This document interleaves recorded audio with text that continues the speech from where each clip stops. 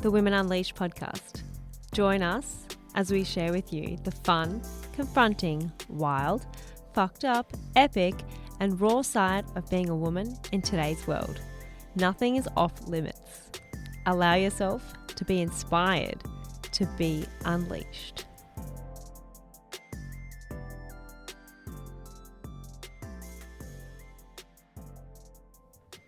Hello, everyone, and welcome back to the Women Unleashed podcast. I am your co-host, Taylor, and we have Britt here today. Hello. Woohoo! And today we are going to be talking about contraception. Ooh, this has been on the list for a little while now, hasn't it? Yes, it has. Yes, it has. And I think it's starting to become like a big topic for women about whether hormonal contraception or really even any contraception is good for us. Or is good for Oh, man. our body. And I have no medical background, you know. I don't have any, I don't really know. All I know is I've experienced stuff. You've experienced stuff. So I guess today we're just talking about our experiences. We don't have any medical insights, experiments, whatever. No recommendations. No. So obviously you need to do what's best for you. But we just want to talk about what we've been through. Yeah, totally. Cool. All right, well, who wants to start with their... You can go first. All right. Well, we can talk about different types and then both talk about our experiences because we both share. Yeah. Well, not shared the same one. Ew! Sorry. Gross! Oh, We're close. We're not that close. Fuck, that was gross. Sorry. I mean, we've experienced the same type of contraception. Yes. Yeah, we have. Yeah.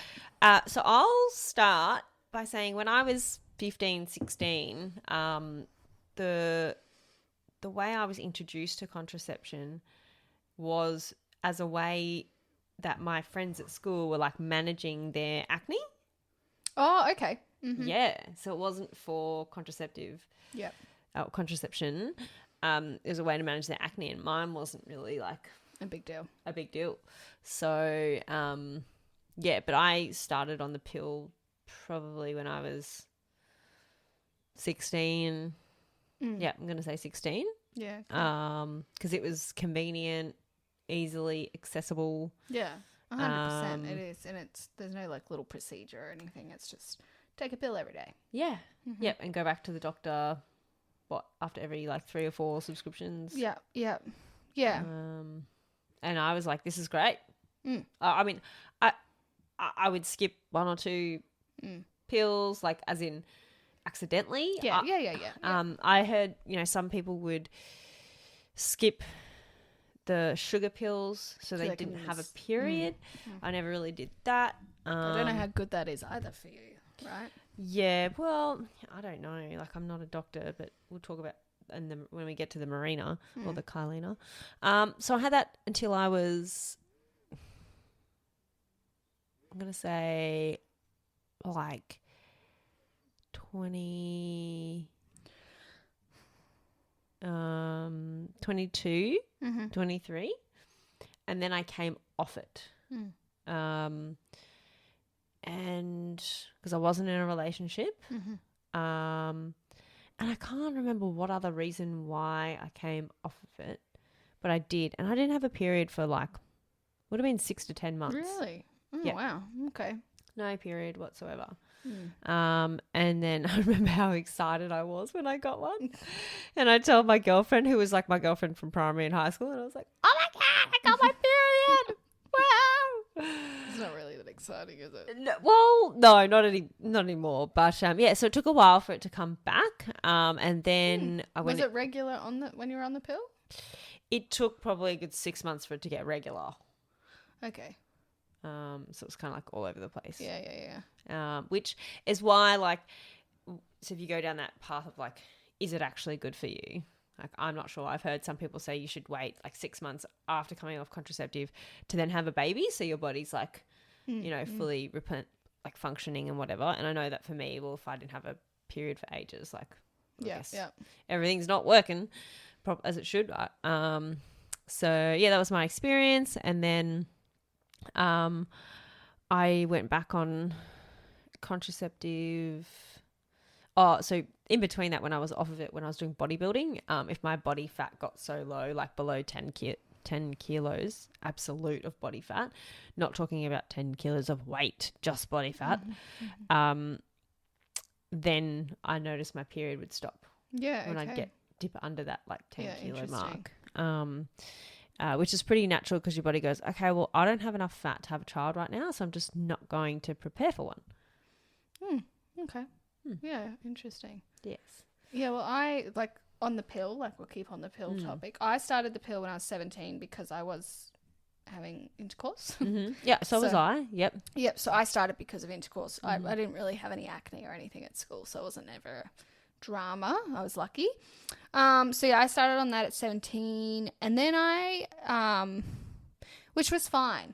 The only problem for me is I would forget to take them, which, you know, the whole point of the contraception was to take them so you didn't get pregnant. So, you know, for me, I didn't think it was the best way to stop me from having a baby because I didn't want to have a baby at 17. And then I switched to the bar. Okay. How old were you when you did that? I must have maybe like 19. I think like it was around then. Yeah, so I switched to that because it was safer because I wasn't taking the pill properly. Ah, right. Yep. And I wouldn't have to remember. Yep. Yep. And the bar is a little hormonal contraceptive. Implanon, I think they call it. Yes. Yep. Yeah. So that was, but that caused me to not have a period at all. And then it would give me my period like every couple of weeks, like way too often. So I got that removed too. Yep. And did you have to like have a little surgery to get it out? Yeah, so they just like, it's At just the done at the GP doctors. or? Yeah, Oh, just really? at the GP. They just cut a little scalpel cut and pull it out. So you have a nice little bruise afterwards, but nothing crazy. So And yeah, how long did you have it in? a couple of years. Yeah. So I think you can have it like 3 times for like 3 years or something. Okay. But yeah, after I think the second time, it just went weird. Like my body just, I don't think liked it any longer. Yeah. So then I think I went back on the pill. So, and then I was single for a while too. So I don't think I was any, you know, I just had a break. Stopped it. Yeah. Yeah. Yeah. Because Gave your body a break. I didn't really like any of it. I don't know. Yeah. Yeah, I never liked the idea of putting hormones in my body. Yeah. So that like I didn't get pregnant. I knew like I could definitely want to have sex, but I don't want to get pregnant. Yeah, and I didn't, yeah. And other methods like pulling out aren't that much fun. especially as you get older. Yeah. I think you want to be a bit more connected. Yeah. So. Yeah. And then you went on the marina, I'm assuming. Yeah, the Kylina actually. Okay. So the Kylina is designed for women who haven't had a baby, who are a bit like smaller. So it's smaller, the Implanon, and it releases less hormones into your uterus. So after I donated my eggs for the second time, I didn't know you've done that. That's great. Good on you. Thank you. I then had, after the eggs came out, the Kylina went in. So is that under or is that just in the gynecologist's chair? It was in his suite and I was on the green whistle. But you don't need to have that for it to be inserted, I don't think. No, you don't need to have the green whistle. How did you have yours inserted? Same. Yep. Same way. But I had the green whistle only because I get very anxious around anything down there. I get super anxious and uncomfortable. And like even if you go to the gynecologist and they have a look, you just get anxious. 100%. Yeah. And putting, you know, this, whatever, like a pap smear. Yep. Even. It just freaks me out. Because in the past, I've had some issues where my pap smears weren't good. So I've had to go and get biopsies done. Yeah. Yeah. And they have to like cut you and stuff. And it's just not and I've always been a very like private person. I think you're a bit prudish about it. Yeah, I am. And I have been. And like over time, I've gotten less and less. And obviously I'm about to have a baby. So, you know, things are going to be everywhere. Wide open. That thing's got to come out somehow. Yeah, exactly. So I had the green whistle more for my like just to keep me calm. Yeah, okay. Yep. And it's literally like a 5-minute procedure. It's nothing. But yeah, my head would over. It's just my headspace. No. But I must say the pain afterward was horrendous. I was in so much pain. Really? Yeah. Wow. Like because they say you're like going through mini contractions. Yes. Yeah. So I was getting like for that 24 hours, every 10 minutes, I was having like contractions. This mini contraction. And it was like, I would just like tense up and like hold my breath and then it would go away. It was just not a nice experience. Oh, yeah. You didn't have any of that? I had like a little bit of pain, a little bit of spotting, but no. It was pretty. Oh, maybe I'm just a sook. Look, everyone's different. Like your experience is valid. Like you had the contractions or the cramps, like, and it makes sense. You know that would happen. So, okay. So you got yours in at the gynecologist. I was also at a fertility specialist. I've since found out you don't need to go to a gynecologist to get them put in. Oh, okay. Yes, I didn't know that. Yeah, exactly. So one thing I want to go back to is when being on the pill, there was a lot of things going on in my life back then. You know, like I was bulimic, super duper inauthentic, angry. No wonder why I probably didn't have much of a sex drive, like at all. And I was like, look, this pill business I don't have any sex drive, so let's just get rid of it. Yep. And then I guess you could say I started a journey of getting connected to myself. And then, I met someone and I wanted to be safely intimate with them. Yep. So I got the Kyleena inserted and I had like a little bit of spotting, but then did not have a period the whole time. Yeah. For 2 years. Yeah, I only had mine in for, I think, I had got it in April last year and had it out October. Wow, that's really quick. So I didn't have it in for very long. And how did you get it taken out at the gynecologist? At the gynecologist, which is again like a 2-second surgery so quick, or procedure. It's not a surgery. It's very dramatic. It's a procedure. It's like a 2-second one, and I didn't have the green. I didn't need anything. Yeah, yeah. No, I don't think I had my period the whole time. But I had other side effects, which they say, like my gynecologist said 1 in 10 women experience problems with the Mirena. And I was that 1 in 10. So I put on like 10 kilos and I had severe acne, like these big like monster craters. On that's the word I'm looking for. Craters. Yeah. And all on my chin. So it was like all hormonal. And I think I had like one in the middle where my eyebrows were and they were huge. And I had never experienced acne before, so it was like a bit very like this thing on your face. Yeah. So for me, it just, and my libido, but she said the libido shouldn't change, but mine wasn't great. And I think it was screwing a little bit with my head as well. I don't know. It just was not right for me. It just did not work. And I got it taken out. And I felt so much better and I dropped all my weight pretty quickly. And so that was good. A good move. Yep. Really good move. Yeah. So, I had a similar experience. Like I just my libido wasn't as high. I was kind of getting a bit frustrated about it. Like I like having sex, but there's no drive like to, I don't know, didn't get horny. And I'm like, I know people do this. They do get horny. Why do I not? Yeah. Like, and it's a good time. So like, why don't I want to? Why don't I want to have a good time? Yeah. Fascinating. So I got mine out and I went to the doctor to chat to her about it, to get it out. Like, but I thought she was going to refer me to a gynecologist, but she was like, nah, get up on the table. Out it came. So I went in there with the Kyleena and came out without it. Mine was the same. I did go back to my gynecologist and it took her she's like, yeah, we'll do it right now. And I was like, oh, okay. Oh, our video's just dropped. Excuse us. Sort of reposition our video. Oh, I think the little, I might just have to hold it for the next few minutes. That's going to give everyone nausea.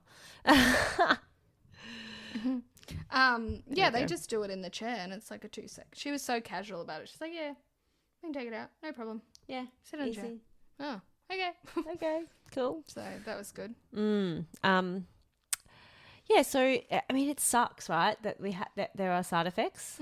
Like, And I'm not saying it sucks to be a woman. It's great to be a woman, but it sucks that you can't have sex without a hormonal. Well, there are non-hormonal contraceptives, but the ones we were talking about, it sucks that they just have other side effects on your body. Yeah. So. And I think there is, like, I don't know, I haven't done any research, but I think there is actually ways to have not be on anything and not get pregnant like this. You work with your cycle and like a track, and things like that. So I think there is ways. Obviously, I haven't looked into it, and now I don't need to right now. Correct. You can take your temperature, or you can like blow into something and track it. You got to do it every day. Yes. And I know they're getting better and better at these methods, like things that you can plug into the end of your phone rather than carrying around like your contraceptive machine. Could you imagine? Like going on holidays or I've just got my contraceptive machine. And my opinion about that is that I'm not reliable enough to do it every day. And I feel like there'd just be this little niggling in the back of my mind. Like, what if... Yeah, what if you don't get... Yeah, what if something's wrong, it's not working properly? Or yes. Yeah, I agree. Yeah. Because I... Like, after this baby, obviously I don't want to get pregnant straight away. We want to have a... You know, just enjoy having a baby. But I also don't really want to go back on anything. I went back on the pill after the marina. Wasn't great. I don't know why. It didn't make me feel good. Since coming off everything, personally, I just feel like myself. I don't know. I find it works for me. For other reasons, obviously for contraception, it does work. It ensures I don't get pregnant. But for me, mentally and I don't know. I just don't think it's... Yeah, doesn't I work don't for like you. it. No. And like my nan, she actually couldn't use contraception because it wouldn't work. None of them would ensure she didn't have a baby. Oh, wow. So like sometimes women can't even use it properly. Yeah. We're lucky enough that we can. Yes. It just has some mild side effects. Yeah. So what are you on, or what are you thinking about going on now that you're out of the marina? I'm going to try the copper... Oh, that's right. Sorry. Implanon. Yeah. Which is like same shape as the marina, but it's copper, and it's non-hormonal. So the copper has a reaction inside of your uterus, which makes it uninhabitable for little babies. And my GP did warn me against it. She was like, you can have really heavy periods and all of that. But I'm just like, I'm going to try it. Yep. Like, why not? Yeah. Well, right now, that's you need some form of contraception. Yes. And the pill's not your fan. You're not a fan of the pill, so why not try something?